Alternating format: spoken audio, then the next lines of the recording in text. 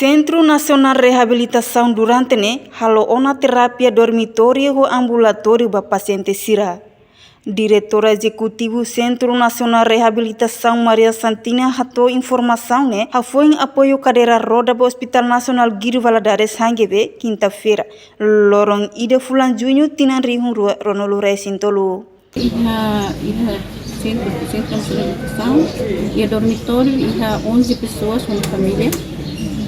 Makela na ba e leve makela dormitório ami lorlora hal fisioterapia basira e sira bela kela ya dormitório durante pulang ida atau pulang tolo vai depende da condição.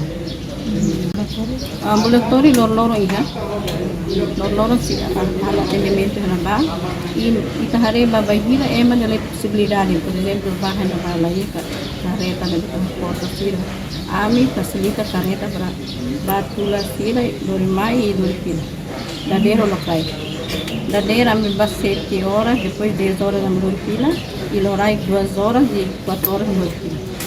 Diretora Maria afirma dadang ema barak ativo haloterapia para dormitório ou ambulatório e a Centro Nacional Reabilitação. Enquanto Husitina Rihun Rua Sanolo Resin Lima tu agora, Centro Nacional Reabilitação apoio ona cadeira roda, ba deficiência sira, hamutuk rihun hitu. No husiri hung hitu laos ba deficiência hotu, mas ba deficiência físico hanisan suporta cadeira roda, suporta ain falso, inclui suporta limão falso sira.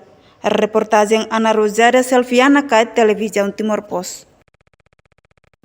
Janela informação by Emma Hotu. Atu reta informação atual dia kliu kita haluha haneham botão subscribe, like, halo comentário no faz tutang ba media social Hotu.